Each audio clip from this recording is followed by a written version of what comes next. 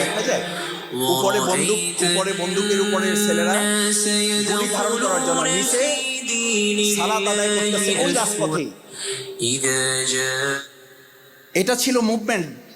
2024 যারা বলেন, 2024 যারা কেউ বলতে চেষ্টা করেন যে এটা একটা শুধুমাত্র একটা সেকুলার মুভমেন্টের অংশ, আর আমি বলি এখানে আমাদের ছেলেরা দাঁড়িয়ে এক পাশে কেউ গান গাচ্ছেন, ঠিক তার পাশে দাঁড়িয়ে সালাত আদায় করছেন, জামাতের সাথে খুতবা দিচ্ছেন, আল্লাহর কাছে হাত তুলছেন, চোখের পানি ফেলছেন।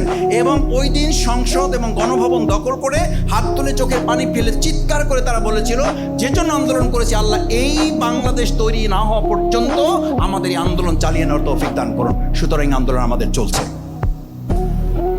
আসুন, জেনারেল থেকে আমাদের বের হতে হবে, ট্র্যাডিশন থেকে বের হতে হবে, ইন্টেলেকচুয়াল লাগবে, বাট ফাইনালি ফান্ডামেন্টাল ইস্যুতে আমরা আমাদের বাংলাদেশের পারপাসে কাউকে ছাড় দেব না।